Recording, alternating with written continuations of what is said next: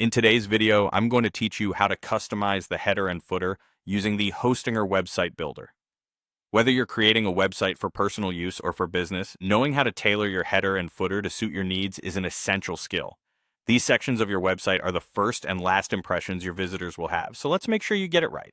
To begin, navigate to your website builder and locate the header or footer area on your page. Click directly on your chosen section and you'll see an option to either edit header or edit section. Once you click on the relevant button, you'll be presented with a series of tabs that will guide you through the customization process. Let's walk through each of these to understand what they offer. First up is the Layout tab. Here you can adjust the basic structure of your header or footer. This is where you decide how you want various elements to be arranged.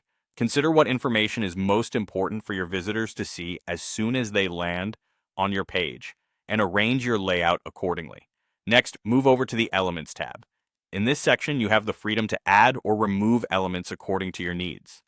You might decide to include social media icons, contact information, or any other features that are pertinent to your site. If there's an element that doesn't serve your purpose, feel free to remove it to maintain a clean and functional design.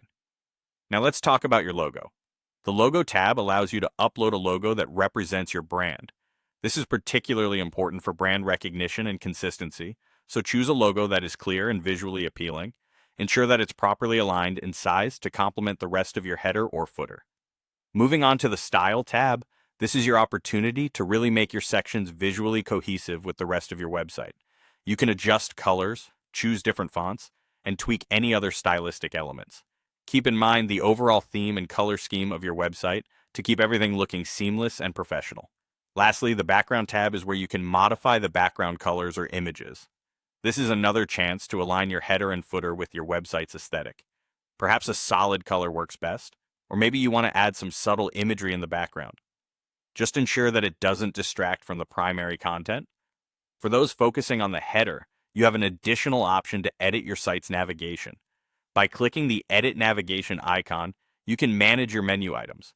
Make sure the navigation is intuitive and easy to use, as this helps improve your site's user experience significantly. And there you have it. You've just unlocked the tools to customize your header and footer like a pro.